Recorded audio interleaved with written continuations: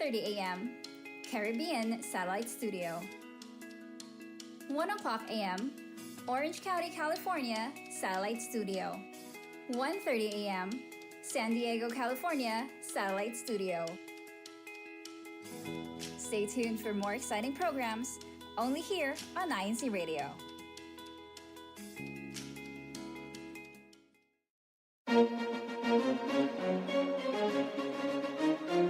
This is INCRadio, DCEM 954, the voice of truth, the official radio station of the Church of Christ, or Iglesianicristo.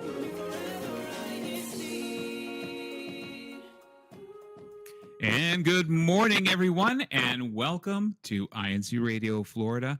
And I can honestly say today a happy Sunday, Saturday to you here on the East Coast of the United States, because it is right now about 12 o'clock noon, just about 5 minutes after noon here on the East Coast of the U.S. It's past midnight there in the Philippines. So, of course, we're so grateful and thankful to all of you that are joining us here, staying up late to catch us. But tonight, if you're up late, this is a perfect time for you to be here, because we're going to be teaching some important skills and talking about our experiences on a topic that I think is going to help us all better conversationalists. But before we dive into that subject, I want to toss this over to Brother Jim to formally greet all of our international viewers. So, Brother Jim, good morning. I was all set until you said formally, and now I feel like I'm a bit on the spot. Oh, yes. It's got to be more formal. I don't know if I can be that formal. But buenos dias, buenas tardes, maganda gabe, guten morgen, hardy howdy, stay good fishing. It's a beautiful day here in Pensacola, and I wish I could take you all fishing with me today, because I have these plans to go fishing, and I'm excited for it. And I am so grateful that you are all here, because, you know, when you're out fishing, sometimes you want to start a conversation, except my grandpa would say no. No talking when you and Grandpa were fishing? It would scare the fish. So, but Sister Audrey, what's your trick to not scaring the fish when you're... Don't go fishing. That's my trick, is to stay away from the fish and enjoy my time either on a paddleboard, kayaking, or I personally prefer shrimping or crabbing, because it's immediate satisfaction. But of course, during those times, you can also start up interesting conversations too, right? So stay tuned for our topic later on. But of course, Sister Audrey here, coming to you from Tampa, Florida. We'd like to continue on with our show first with extending our warm greetings to our beloved Executive Minister, Brother Eduardo V. Manalo, our SEBC CEO and CFO Coordinator, Brother Angelo Iranio Manalo, our station manager, Brother Arnel Solano, and our executive producer, Brother Manley and Daya. And here in the home front of our beautiful sunshine state of Florida, of which we are experiencing a very strong spring. Of course, we'd like to extend our warm greetings to our beloved District Minister, Brother Marlon Balason, our Assistant District Minister, Brother Carlitos Medina, and our CFO Overseer, Brother Mark Bernal. And of course, they're in the Philippines. Kuya Tech, thank you so much for staying up late with us there in the Philippines. We know it's in the middle of the night, but nonetheless, we extend our warm greetings to you over there. And to stay connected to us, how can we stay connected with our viewers? Sister Charisse over there in Pensacola. Good morning, everyone. Sister Charisse here in the beautiful, sunny Pensacola. I am so excited because I will also be joining Brother Jim over there fishing. So we are very much going to have some conversation starters for sure. And I'm just so excited today because it is a beautiful, beautiful spring sunny day. And as always, I am so grateful to be able to do INCRadio with everyone here. This is something I look forward to every single Saturday. This is something that I love doing, and ways that you can stay connected with us is through www.iglesianicristo.net/INCRadio. You can also YouTube search INCRadio or INCRadio Florida. That way you can always stay connected with our shows if you miss us during the week. Make sure you click on the Live Now button, and then also download the official INCRadio mobile app for your Android and iOS devices. I have it on my phone. I hope you all have it on yours. And we're so excited for some of the district activities we have this week. For CFO in Action, Sister Joy. I've missed you so much, Sister Joy. Sister Joy in Orlando, how are you doing today? Good morning. Thank you, Sister Cherise. I missed you too. I've missed all of you. I'm so happy to be back. It just fills me with joy. I really Oh, am. no pun intended there, was there? No pun intended. Just being a punny gal that I am. Thank you all for joining us, for all of our viewers on YouTube, and for all of you who are connected. As Sister Cherise has mentioned, we're so happy to have you. Thank you for joining us. And as a matter of fact, this is also one of my favorite segments because we get to tell you all the wonderful things that are happening here in Florida. We just had a baptism, and that means that we are growing, an incredible growth. And I have to make the shout out, y'all. My very favorite firstborn son, Jacob, was baptized this weekend. So, yeah, so that was representing here in Orlando. We also, again, we're like I mentioned, we are growing here in Florida. We had some members that were also baptized from from Tampa and from Jacksonville, so all over. So wonderful to hear, right? We're growing and love it.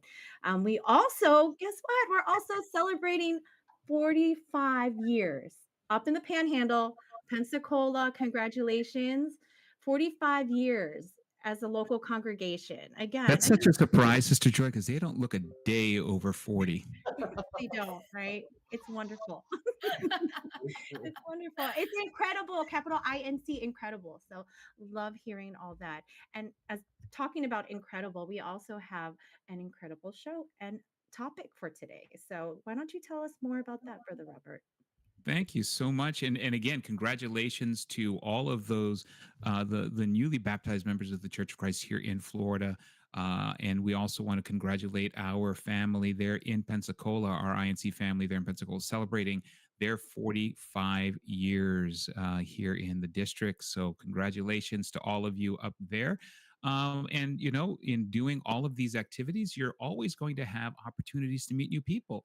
And of course, whenever you're meeting new people, one of the biggest challenges that you have is having conversations. And how do you start conversations? Because you know, one of the things that we've always found is that it's one of the most awkward things is to be the person who starts a conversation. And we have a lot of experience here because, as you know, at INC Radio Florida, none of our hosts know how to have a conversation. You know, we're just such a quiet bunch, and I think that's one of the things we're going to learn today. Also, is how best can we learn and use our skills to start conversations and start connections with people. So, let's go ahead and get started with our topic for today.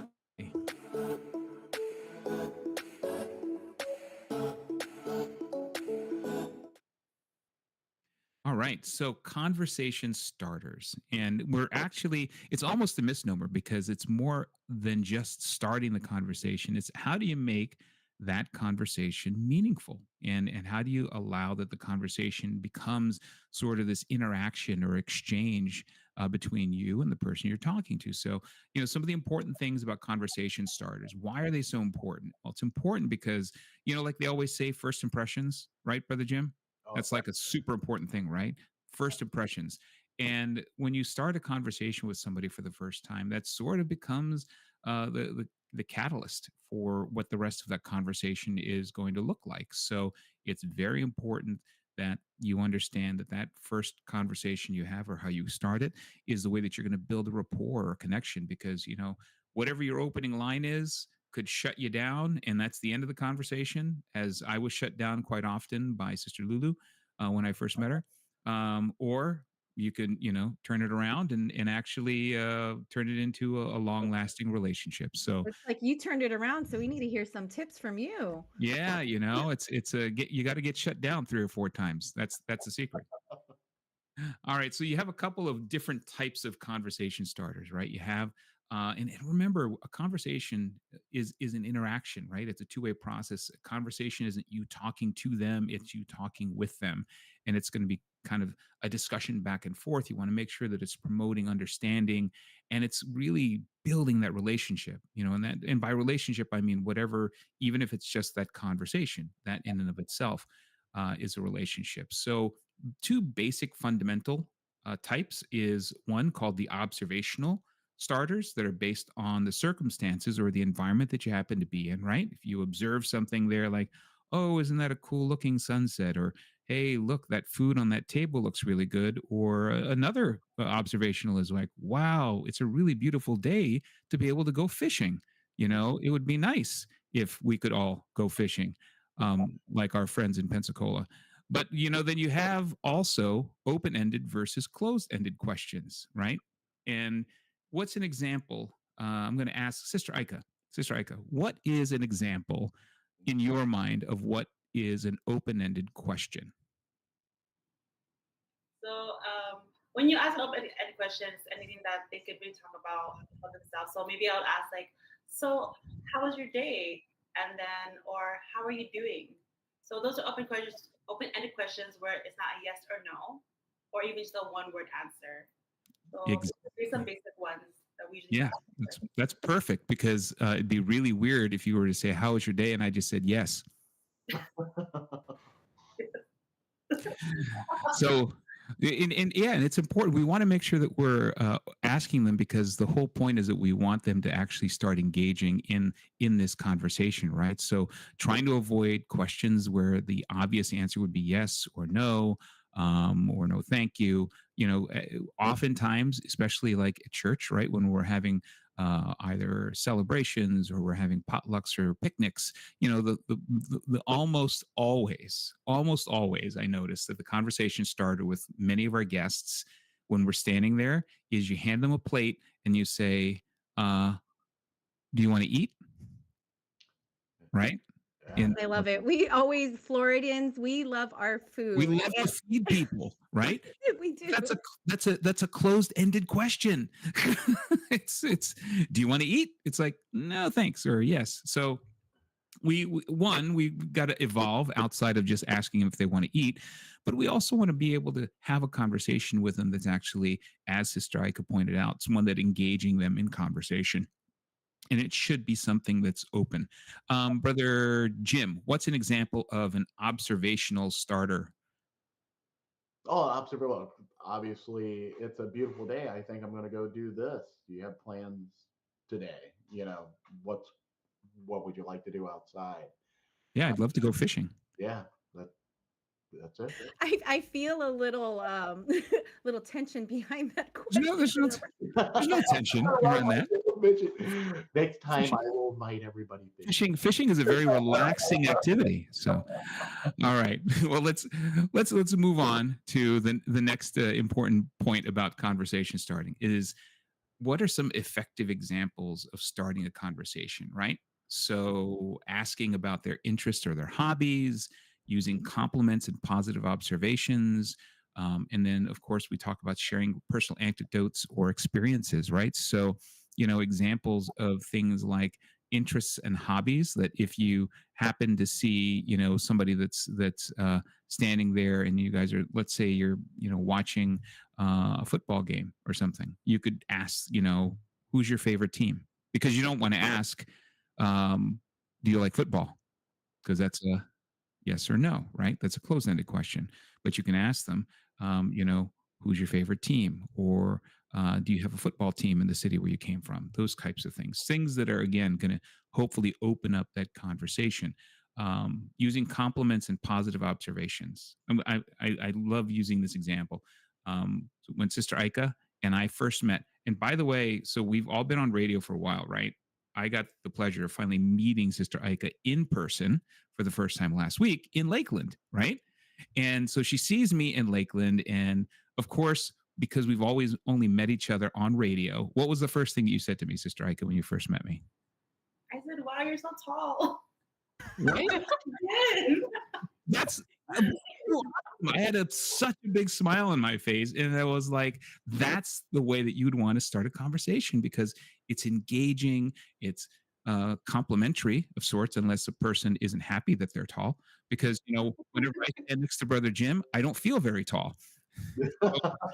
Yeah, and for some of you who don't know, Brother Jim is very tall, and that's like how tall are you, Brother Jim? I like 6'3", yeah. Brother Robert was, have you met Brother Jim? He's much more taller than me. I was like, yes. Oh yeah, then that's right.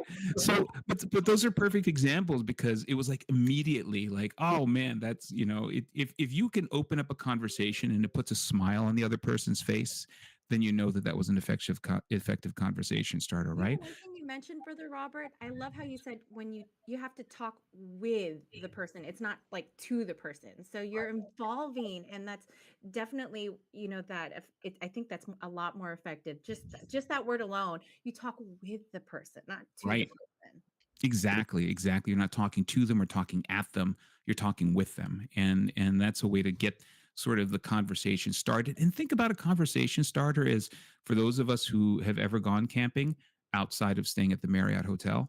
It's a when That's you want glamping. to when that's glamping, right? Brother Jim, when you start a fire, right? You started a few fires in your day. I have some intentionally, some not. so so Literal and non-literal. when you're starting a fire, there's something that you have to typically lay down to really kick it off, right? It's not like you're just going to throw a match into a pile of wood. You have something that is that actually starts it, right? The fuel, or I forget what there's a term they use for that. But in a way, that's what a conversation starter is, because it's a way for you to really just ignite that conversation, and it's got to be something that's going to help kind of promote it, right? Right. So Verbal kindling. pedaling, right? Yeah. So that's think of it in respects of like wanting to really build a great flame of a conversation. You just don't want to go down in flames. That's the so the next topic is cultural consideration. So important because we live in a really diverse world, right? A highly diverse world with different cultures, different personalities, and different cultures have different approaches to conversation. Some cultures are probably a lot more reserved and quiet. Here in the U.S., we have a tendency to be a little bit more gregarious and open, and you have to always be very considerate about the individuals that you're interacting with, and never assume the culture of the person that you're speaking to. I can't begin to tell you how many times conversations with me typically start with "Hola, hermano," and just so everybody knows, I don't speak Spanish yet. I'm still working on it. But the thing that you have to always be careful is that just based on appearances, you can't assume a person's culture. So when you're starting a conversation, you want to try to do it in what we call the lowest common denominator, which is probably English is a good place to start, because we are here in the U.S. Maybe if we were in a different country, you might want to start using conversation with possibly that native language as well. And you want to be respectful and courteous, because different cultures have different attitudes or different perceptions of things that you're doing. And you have to be very careful, because, again, that conversation that you started, if it starts off on the wrong foot, it's probably just going to continue to spiral, right? So you want to try to make sure that you kick that conversation off, being respectful and courteous to the person you're speaking with, right? um, Overcoming conversation starter challenges. This is a big thing, because the whole reason why there's awkward silence is because nobody wants to be the first one, right? There's always that anxiety. And when you are thinking about how you're going to start a conversation. So, Brother Jim, I mean, you're a pretty gregarious person, right? You have a pretty, open personality, and you don't have problems talking to people. So for you, it comes pretty naturally, right? So you meet a person for the first time. It was, How, you, and I mean, just back, like for me, when when I started out, I was little, and we moved, and it was the end of the school year, and I started a new school. But that last few months of the school year at my new school, I had left, when I came to that school, I had left like my first best friends, right? And these guys were awesome. These my dudes, man.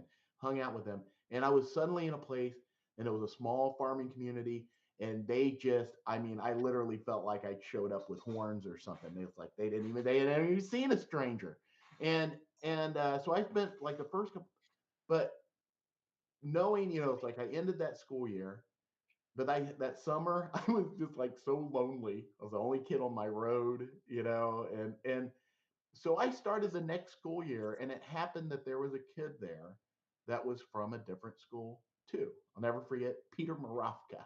Hello, Peter Marofka, who wherever you are. That and he and I just started talking, and all these kids just kind of started to be attracted to our conversations, right? We were like magnets, and everybody, because we were having fun and we were willing to talk. So, people think about what they're going to say a lot, and you don't need to. You just need to talk. Don't worry so much about what you're saying, because when there's silence, everyone's uncomfortable. And even if you're making just practically a noise. I mean, I've seen conversations start because somebody has a really loud sneeze, and you're like, God bless you. Are you okay? And laugh, right? And it's kind of that thing, but it truly is. Conversation starters can, like you said, environmental, open-ended questions, but just start talking. Even if you're somewhat talking to yourself. I have a really good friend that she is awesome to take anywhere because, frankly, she entertains herself all the time. She'll just start a conversation, and I don't know if she's talking to me or herself or whatever, but she's Oh, just you just choose to jump in when you think it's appropriate. Is that the? Oh, that's awesome. Well, so in a lot of it, like, so in your example, in your story, obviously moving into a new town forced you to kind of have to choose to either be alone and kind of sit in the corner by yourself, or actually go out and engage and have conversations. So I'm gonna switch over to Sister Ika. So Sister Ika, obviously with your dad's role in the ministry, you spend quite a bit of time traveling, new cities, right? New people, new congregations, and so there's this constant sort of needing to reestablish or establish relationships. So what's your like a go-to for being able to do that? Because obviously you've had to practice it so often. Yes, and actually, growing up, I was actually a very shy person. So practicing, what I would do is I usually start with a smile and say hello, and usually everyone says hello back, and then they would ask me, they would actually put me first, and I think now that I'm more talkative, I'm able to help that too in a sense where some people are very shy when you first meet them, so you have to kind of slowly get them out of their shell, and that also helps with face expression. If you're interested in what they're saying, like you're smiling, you're very enthusiastic, they will eventually talk more. And so, asking about their interests, asking how are they doing, especially like that, just anything that you can find a common, um, anything common, you know, that really helps them take out of the nervousness and anxiety between those persons. Between the two of you. I think that's perfect, and it's a perfect segue when you say that, because the next slide talks about next slide that I can't advance talks I about have to make a shout out for one of our viewers here, Brother Jeff. yes. He mentioned approach anxiety, which is like one of the things that I think is wonderful, because you just got to approach it, right? And you'll defeat it. And these are, and with all these tips, this is just a wonderful way to just engage in conversation with the person, not to the person. That is an awesome tip, Brother Jeff. Is that our brother Jeff from up there in Jersey? From that awesome satellite studio up there, Yes. INCRadio, New Jersey. Okay, Brother Jeff, big shout out to you. Thank you. The in approach anxiety, it's real. It's a real thing, right? And so I think that's one of the things that we really want to kind of get across, is that it's like with anything, you need to practice it, right? You're not going to become a pro at conversation starting.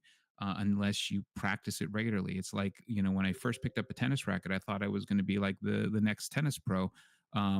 Far from it, but it takes a lot of practice. You got to keep picking up that tennis racket and swinging it.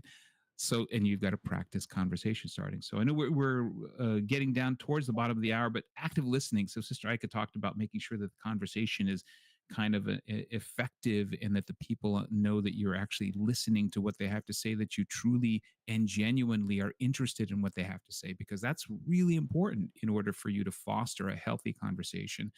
And you want to make sure you refrain from interrupting. You understand the what the purpose of that message is that they're relaying to you. And an active listener isn't necessarily just hearing words, but you're also reading that person. You're reading their emotions. You're reading their body language to kind of understand better how it is that they're engaging in that conversation. And and one of the tips, and I don't think we're going to have time to do it, but role playing is such an important part because, like I said before, you've got to practice the skill.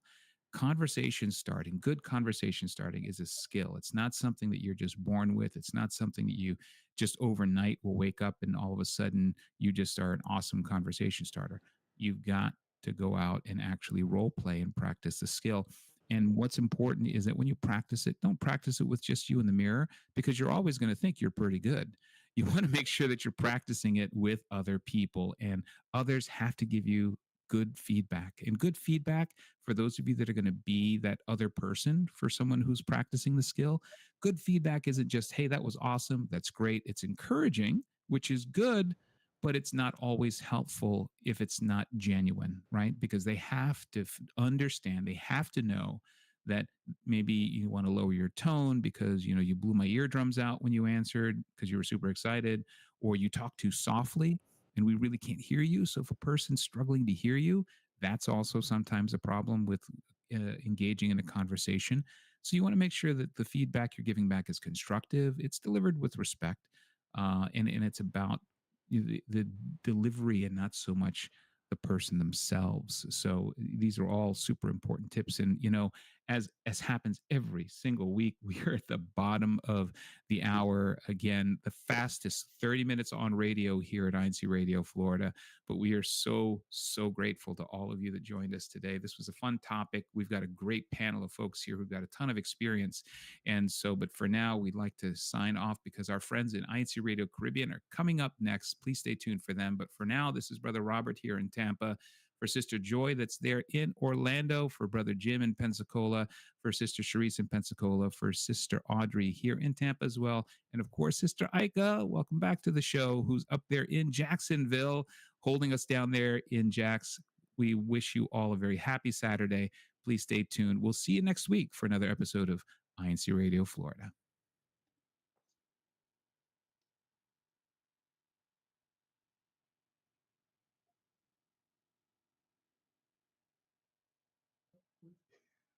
Or we can just continue the show. I guess we've just been given an extra 30 minutes. We mentioned awkward silences. Yeah, this is. So who wants to start this conversation? Does someone want to start this conversation? You know what, Brother Jim, you're so tall. He is very tall. I come by naturally. I come from a long line of tall people, and well, I think Kwiatek was so engaged in our starting conversations that he learned how to do it. He went over to the vending machine. He's having a conversation right now. In there right now. Well, about your plans, Brother Jim. You were talking about fishing, right? So I kind of jumped in on the tail end of it. Oh my goodness. Yeah, we're gonna go fishing. It's supposed to be a great day. We're going to Navarre Fishing Pier, the longest fishing pier in the state of Florida. And we're gonna hopefully. Which pier is that? Educate me here. Which is the longest? With Navarre Fishing Pier. It's in the Panhandle, so it's just it's like towards Fort Walton Beach. Anyway, hopefully catching some pompano. I got some shrimp that I'm gonna use, and Bring the rice cooker. And the rice, of course. We keep a travel rice. Okay. It's like this, just in case we suddenly I want to eat like fried chicken or something. Amore's like, do we have the rice? Because you can't eat it without it. But well, this is going to be a perfect opportunity. If you're going fishing, you're going to be able to start a lot of conversations. And when you're fishing, there's a ton of things you could talk about, like, hey, what kind of bait are you using? I think for us here living in Florida, that's like the easiest thing to start conversation is like, where are y'all from? When you see people that obviously kind of look touristy with because no one is from Florida. Yeah, nobody is from Florida. So yeah, we all from Florida. Wait, where were you born, Sister Joy? Were you actually born in Florida? I am what they call, right? I am Florida grown. I was You born and are. Oh, raised- wow. We have one actual Wow. born Floridian on the show. What about you, Sister Sharice? Were you born in Florida? Miami. Oh, were you? Mm-hmm. Look at that. So we do have a couple of Florida. Yeah, because the That's rest why of we us, have such great connection. well, the rest of us, we're just all imports. You know, we're just from everywhere else in the country. But you know, Florida is definitely a melting pot of people who want to come and enjoy the sun. And of course, springtime. Springtime has reared its head here, as evidenced by the number of stuffy noses. Oh yeah. Look at Audrey. I saw that. Yeah, I'm sorry. Yes, allergy season is no bueno. No bueno. There we go with the Spanish again. Okay. We are a multicultural show.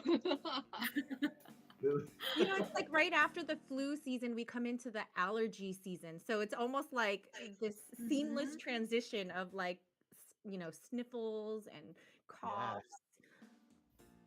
That's why I So actually it sounds started like I heard the music come on, so I think Kuya Tech signing us off. Are we finally or we'll stick around for Or another maybe 30 it's minutes? for you to start singing. No, the karaoke episode is in a couple of weeks. Please stay tuned for that. Oh. We're gonna be- Highest idol.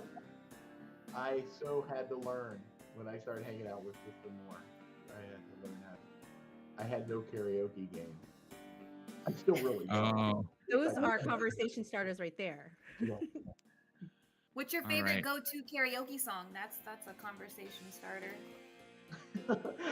When I was in the Philippines, the only song that I saw on the list that I knew, because I don't like know Burt Bacharach or something. I mean, there was like they had a really old song book, and there were these, you know, like Elvis and stuff. I just didn't really know the words, but I knew Kenny Rogers, and the 2 weeks I was there, I sang The Gambler like 18 times. Her dad loved it. like I don't even like Kenny Rogers, but that was the only thing I had seen. Only thing you do. all right. Well, Kuya Tech, I guess we are leading into the next hour of the show. But if we are ready to sign off, I think our friends over at INCRadio Caribbean are all set to go. So we'd like to, of course, wish everyone a happy Saturday.